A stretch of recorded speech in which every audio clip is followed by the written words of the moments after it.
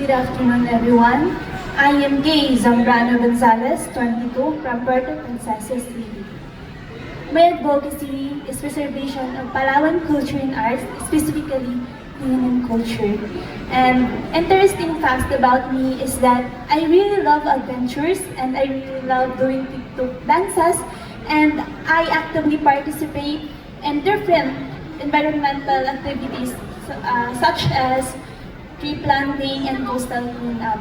By that, I am able to help and give importance to our environment. Thank you.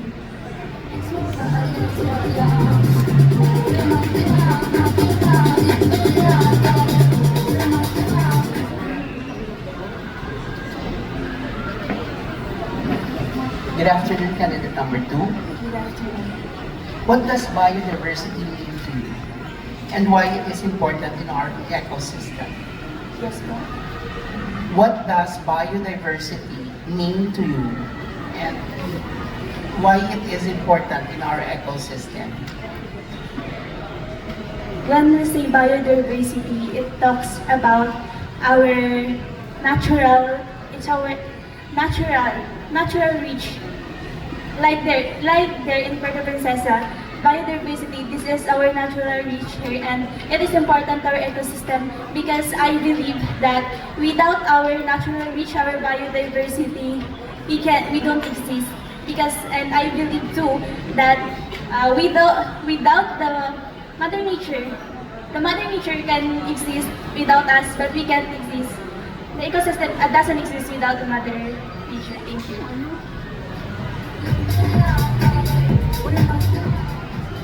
Thank you, Kate.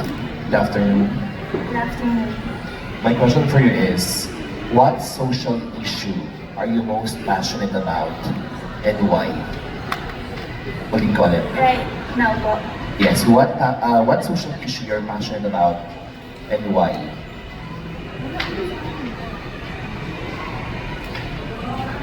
Nowadays, the social issue is I'm passionate about is that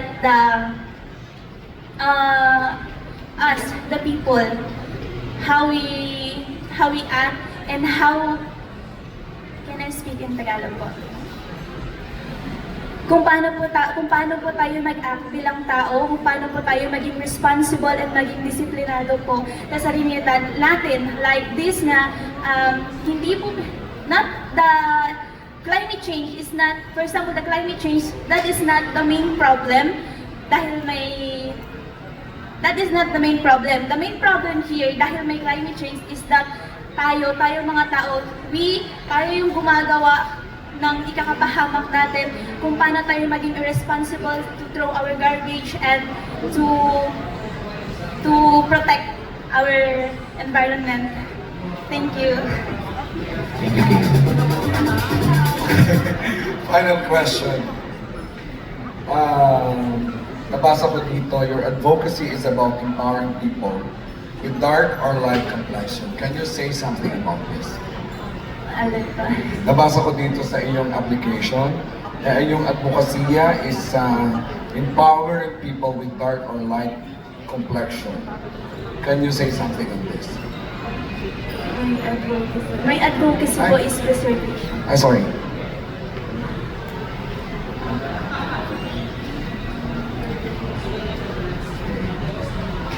preservation of Palawan culture and arts, specifically Cuyunon culture. Cuyunon ka ba? Apo. Okay. Can you tell us something about this advocacy? Can you say something? My advocacy Yes. is about the preservation of Palawan culture and art, specifically Cuyunon culture. But my advocacy is not only focusing on the arts and the tradition. This is focusing on our Cuyunon culture, our traditions, because we, the Cuyunon people, we value. As I grow up, I witnessed how the Cuyunon people in Cuyo, Palawan value the environment, especially when they planting trees. This is why doon ko po natutunan why I really love planting trees, kasi binibigyan po namin ng importance, kasi culture po namin yon. For example na lang po, Pamaragua Festival, which is ginagawa po ng mga Cuyunon yun, pupunta po sila ng ibang lugar para po mag-plant doon ng mag-plant ng kasoy, ng palay. And then, nag-care din po sila, tradition and culture din po nila, yung pangingisda, nag-care po sila sa dagat. That's why, naging interesting din po ako sa pag-coastal cleanup, because hindi rin po kami makakahuli ng manginas kung may mga kalat po sa dagat.